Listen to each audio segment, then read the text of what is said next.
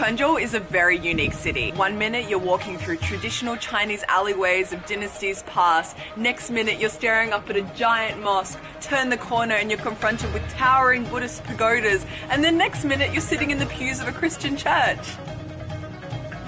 But that's not even the half of it. Here in Quanzhou, traditional cultures have been mixing with exotic ones for thousands of years, and you can definitely still see that cultural footprint here today.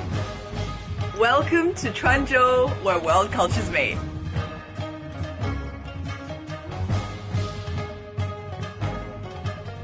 Quanzhou is a city in southern China in Fujian province, and as you can probably deduce, it's a coastal city. In such a location, it probably doesn't surprise you that Quanzhou is and was a port city, but what might surprise you is just how important this port of Quanzhou was. Let's go back about 1,000 years ago. Quanzhou here was the starting point of the maritime Silk Road and was one of, if not the most important port in the world.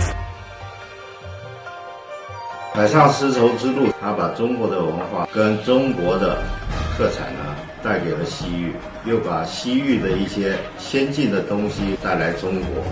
When Marco Polo visited Quanzhou in the 13th century, he famously described it as the Alexandria of the East and one of the best havens in the world for commerce. So you see, this wasn't just any old port city, it was the commercial center of ancient China.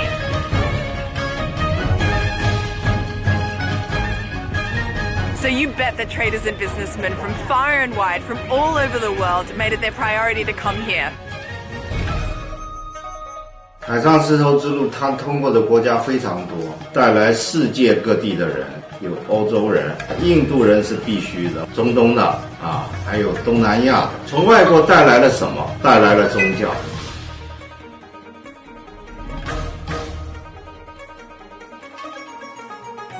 This behind me here is Qingjing Mosque. It was left behind by Arabic traders that flooded into Quanzhou during the Song dynasty. And here's a fun fact, Quanzhou was actually the first place in China where Islam was introduced. Its roof and minaret have long gone, but the walls and the pillars of the main prayer hall still stand here today. This mosque, built and repaired by Arab Muslims, reflects the friendship and cultural exchange between China and Arabic countries during that time. More than anything, Quanzhou provided a cultural environment that valued religious freedom and openness. Due to this, Quanzhou became a meeting point for religious beliefs from all around the world. Here in Quanzhou, various religious institutions have coexisted for hundreds of years, and in such close proximity. Check this out. Okay, so let's start our walk at Qingjing Mosque. A few hundred meters down the road, you're going to come across Guanyi Temple, a place dedicated to the worship of Guanyu. But here's the interesting thing. Guanyu doesn't only belong to one faith. Instead, Guanyu is worshipped by Buddhists, Taoists, and Confucianists. Then around the corner, we're going to stumble across Quanzhou Christian Church, founded in 1863. And then you've got this here. This is Kaiyuan Temple, and it's just a few streets away from Tumen Street. It features two massive Buddhist pagodas, one on this side and one on this side.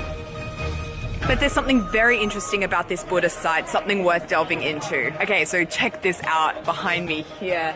These are actually Hindu carvings at a Buddhist temple. Have you ever seen anything like this?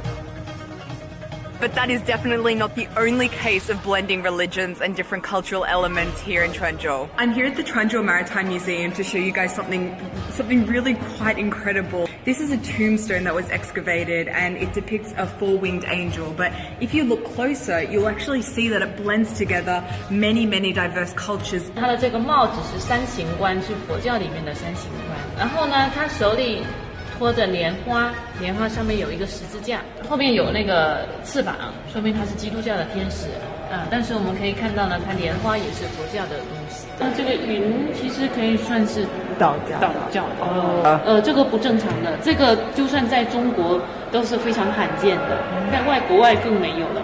一是因为当时泉州呢，它地面上有各种宗教，它为了当地人能够接受外来的这种基督教，所以它就融入了我们的当地的元素。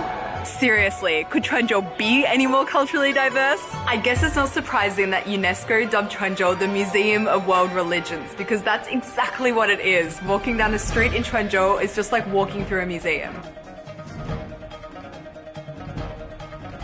它每一条街、每一条巷都有故事。